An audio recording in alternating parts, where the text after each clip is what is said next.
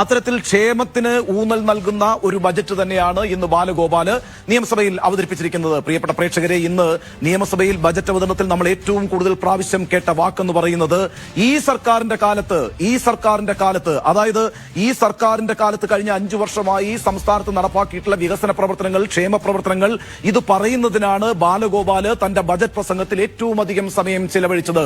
നോക്കൂ, ഞാൻ നേരത്തെ സൂചിപ്പിച്ചല്ലോ, ഈ സർക്കാരിന്റെ കാലത്തെ എന്ന് പറഞ്ഞുകൊണ്ട് കഴിഞ്ഞ 5 വർഷമായി പിണറായി സർക്കാർ നടപ്പാക്കിക്കൊണ്ടിരിക്കുന്ന ജനക്ഷേമ പ്രവർത്തനങ്ങൾ, വികസന പ്രവർത്തനങ്ങൾ ജനങ്ങളിലേക്ക് ആവർത്തിച്ച് പറഞ്ഞുറപ്പിക്കാൻ തന്നെയാണ് ബാലഗോപാൽ ശ്രമിച്ചിട്ടുള്ളത്.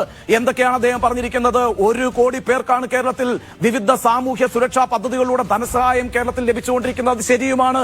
ഈ പറയുന്ന ക്ഷേമ പെൻഷൻ അടക്കം, അതുപോലെ തന്നെ സ്ത്രീ സുരക്ഷാ പെൻഷൻ അടക്കം, അതുപോലെ തന്നെ മുഖ്യമന്ത്രിയുടെ കണക്ട് വർക്ക് അടക്കം ഒരുപാട് പൈസ ഈ പറയുന്ന സംസ്ഥാനത്ത് ക്ഷേമത്തിന് വേണ്ടിയിട്ട് സർക്കാർ ചിലവഴിക്കുന്നുണ്ട്. അങ്ങനെ 1 കോടി പേരിലേക്ക് ഈ ക്ഷേമ പെൻഷനുകൾ അതുപോലെ തന്നെ മറ്റ് ധന സഹായങ്ങളൊക്കെ എത്തിച്ചു കൊടുത്തുകൊണ്ടിരിക്കുന്നു എന്നാണ് മന്ത്രി പറഞ്ഞതെന്ന് മാത്രവുമല്ല, കേരളത്തിൽ 5 ലക്ഷം പേർക്കാണ് ലൈഫ് പദ്ധതിയിലൂടെ വീട് വെച്ചു കൊടുത്തിരിക്കുന്നത്. നമ്മൾ മറ്റൊരു കാര്യം കൂടി കണ്ടല്ലോ, 1 ലക്ഷത്തോളം പേരെ കേരളത്തിൽ കഴിഞ്ഞ 5 വർഷമായി അതിദാരിദ്ര്യത്തിൽ നിന്ന് കരകയറ്റിയിട്ടുണ്ട് എന്നാണ്. ഇന്ന് ഒരു പടി കൂടി കടന്ന് ബാലഗോപാൽ പറഞ്ഞത് ചൈന കഴിഞ്ഞാൽ ലോകത്ത് ഇത്തരത്തിലൊരു പ്രയത്നം നടത്തിയിട്ടുള്ളത് കേരളത്തിൽ മാത്രമാണ് എന്നാണ്. പ്രധാനപ്പെട്ട മറ്റൊരു കാര്യം കൂടി പറഞ്ഞു കേട്ടോ, ഈ നമ്മുടെ സംസ്ഥാനത്ത്